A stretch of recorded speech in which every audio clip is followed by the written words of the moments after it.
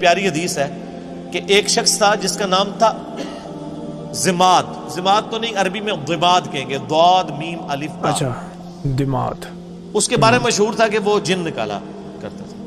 وہ مکے آیا کہیں تو اس کو پتا چلا کہ اس طرح مکے میں ایک شخص محمد صلی اللہ علیہ وآلہ وسلم ان کے ساتھ اس طرح کا مسئلہ ہوا ہے. کچھ عرصے سے وہ اس طرح کی باتیں کرتے ہیں. غار میں چند دن کے لیے گئے تھے. لوگوں نے پھر مشورہ کیا تو اس نے کہا کہ مجھے نبی علیہ السلام کے پاس یعنی محمد کے پاس لے چلو. وہ آیا، اس نے بڑے یعنی اخلاقی انداز میں کہا کہ اے محمد، اگر آپ چاہیں تو میں آپ کا علاج کر سکتا ہوں. میں جنات کا، اسیب کا، اس طرح کا جو سایہ وغیرہ ہوتے ہیں میں اس کا علاج کرتا ہوں. اچھا. تو آپ صلی اللہ علیہ وآلہ وسلم سے اس نے کہا کہ آپ بتائیں آپ کیا بیان کرتے ہیں، آپ کو کیا پرابلم ہے. تو آپ علیہ السلام نے چند الفاظ پڑھے: ان الحمد للہ نحمدہ ونستعینہ ونستغفرہ.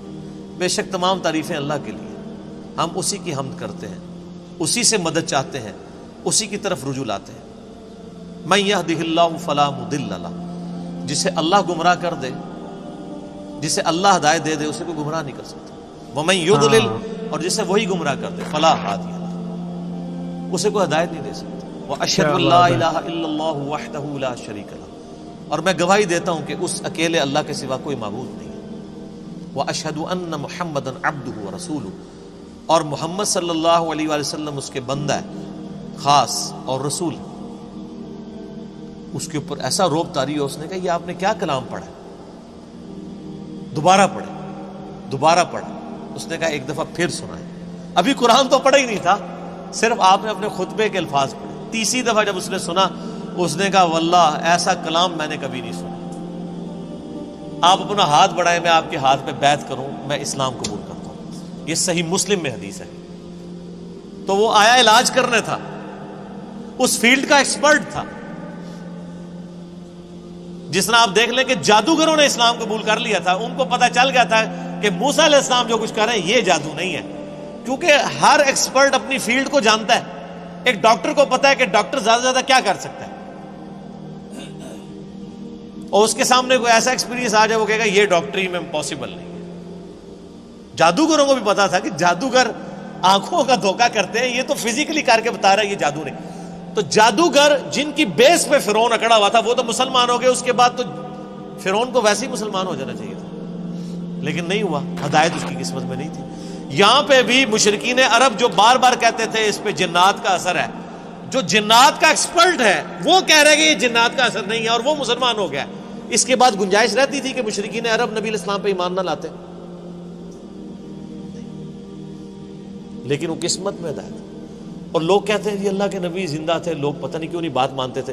آج اللہ کے نبی کی بات مان رہے ہیں لوگ. وہ تو ان سے بہتر تھے، وہ کافر تھے، کم از کم ڈٹے تو ہوئے تھے نا. یہ مسلمان ہو کے اللہ کے نبی کی بات ماننے کے لیے تیار نہیں ہے. تو میں تو آج کل کے مسلمانوں کو دیکھتا ہوں تو مجھے اندازہ ہو جاتا ہے کہ واقعی یار ایک بندہ نبی کو مان کے بھی نبی کی نہ مانے تو یہ تو بڑا مسئلہ ہے، اور ایک بندہ نبی کو مان ہی نہیں رہا وہ اس کی نہ مانے تو وہ چھوٹا مسئلہ ہے. یہ جو آج کہہ رہے ہوتے ہیں نا جی وہ کاش تیرے زمانے میں ہوتا تو میں تیرے قدموں سے لپٹ جاتا، کبھی میں تیری جوتیوں کا تسمہ ہوتا، یہ کچھ ہوتا. میں کہنا رفع دین پھر بھی نہ تو شروع کرتا. تو کہنا من لوگ کہیں گے کہ یار ایک مکھیاں میں مارنا ہے. یعنی جو اتنا بزدل ہے آج کے دور میں کہ وہ اپنے نظریات کو قرآن و سنت پڑھ کے چینج کرنے کے لیے تیار نہیں ہے، تو وہ ابو جہل ہی ہوتا. یہ ضروری نہیں ہے کہ تیرے ہوتے جنم لیا ہوتا تو ابو بکر، عمر، عثمان و علی ہوتا رضی اللہ عنہ مجمعین. نہیں، عین ممکن ہے کہ ابو جہل ہوتا، عبداللہ ابن ابی ہوتا. یہ بات کرنا بڑا آسان ہے، تیرے ہوتے جنم لیا ہوتا. یہ ساری کہانی ہے میرے بھائی، یہ بڑا مشکل کام ہے. یہاں پہ آپ دیکھ لیں نبی علیہ السلام کے کارٹون بنتے ہیں تو جنہوں نے داڑیاں نہیں رکھی سب سے پہلے وہ آ کے بینک توڑتے ہیں، شیشے توڑتے ہیں، گاڑیوں کو آگ لگاتے ہیں عشق رسول کے نام پہ. انہی کو کہتے ہیں کہ یار داڑھی رکھ لو، نال ہی ٹھوس. حالانکہ ہونا یہ چاہیے کہ ان کافروں نے نبی علیہ السلام کے جو کارٹون بنائے ہیں اس میں نبی علیہ السلام کی مبارک داڑھی میں بم رکھ کے نا انہوں نے اس طرح کی شکلیں بنائی ہیں. تو پھر جڑا بن نا کہ تو نے میرے نبی کی داڑھی میں بم دکھایا ہے. ابھی تو میں نے داڑھی نہیں رکھی تھی لیکن آج سے میں داڑھی رکھتا ہوں. ایسی کی تیسی تم لوگ.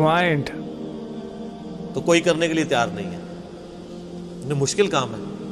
اب بینک لوٹنا، گاڑیوں کو آگے لگانا، اے ٹی ایم مشینیں اکھاڑ کے لے جانا، ثواب دیکھیں، اے ٹی ایم مشین اکھاڑیں آپ کو پیسے بھی ملے اور ثواب بھی ملے، اور کیا چاہیے. ظاہر ہے یہی کہانی کرائی گئی ہے نا. پاکستان میں تو مولوی یہی پٹی پڑھا رہے ہیں نا. جو بھی اینٹی اسٹیٹ ایکٹیویٹیز پہ علماء ابھار رہے ہیں اپنی عوام کو، وہ یہی کچھ کر رہے ہیں نا. غلامی رسول میں موت بھی قبول ہے، غلامی رسول میں اے ٹی ایم مشین لوٹنا بھی قبول ہے. تو سر پھر ایسی غلامی تو ہر بندہ کرے گا نا. دوویں جہانی مٹھے پاؤ کہ مشین بھی لوٹ لی اور جنت بھی پکی کروا لی. تو یہ ساری باتیں کرنا یعنی آسان ہے، یہ دعوے کرنا آسان ہے، لیکن حقیقت ہے کہ یہ بڑا مشکل کام ہے سچائی کو قبول کرنا. صحیح. تو اللہ تعالیٰ فرماتا ہے کہ تمہارے صاحب مجنون نہیں ہیں، ان پہ کوئی جنات کا اثر نہیں ہے. اور پھر نبی علیہ السلام کا کریکٹر بھی ان پر گواہ تھا. جنات کے اثر والے لوگ تو بہکی بہکی باتیں کرتے ہیں. جس پہ جنات کا اثر ہو وہ یہ لوگوں کو کہے گا کہ اپنی بچیوں کو زندہ دفن نہ کرو، اپنے ماں باپ کے ساتھ اس نے سلوک کرو، اس خدا کی عبادت کرو جس نے تمہیں بے قدر پانی سے پیدا کیا ہے. اس طرح کی اخلاقی اقدار جس پہ جنات کا اثر ہو تو اس طرح کی باتیں تو نہیں کرے گا. پھر سورہ یونس میں اللہ تعالیٰ شروع میں آیت نمبر 14، 15، 16 میں آپ کو ملے گا. اللہ تعالیٰ فرماتا ہے کہ یہ کہتے ہیں کہ اے نبی ان سے فرما دو اگر اللہ نہ چاہتا تو میں کبھی قرآن تم پہ نہ پڑھتا. اور یہ کافر کہتے ہیں کہ نبی اس قرآن کو بدل دو یا کوئی اور قرآن لے آؤ، یعنی یہ تو بہت سخت قرآن ہے. اے نبی تم فرماؤ کہ مجھے کوئی حق حاصل نہیں کہ میں اپنی مرضی سے اس قرآن کو بدل دوں. میں تو خود اس وحی کا پابند ہوں جو اللہ کی طرف سے میری طرف آتی ہے. قل انی اخاف ان عصیت ربی عذاب یوم عظیم. اے نبی یہ بھی فرما دو کہ بالفرض اگر میں بھی اپنی خواہش نفس سے کچھ ایسا معاملہ کرتا ہوں، اپنے رب کی نافرمانی کرتا ہوں، تو میں بھی ڈرتا ہوں کہ بڑے دن کا عذاب مجھے بھی آ پکڑے گا. اس سے زیادہ اور کس طریقے سے آپ کو بات سمجھائی جاتی کہ قرآن میں یہ آیت 3 دفعہ ریپیٹ ہوئی ہے، سورہ یونس میں، سورہ الانعام میں اور سورہ الزمر میں. قل انی اخاف ان عصیت.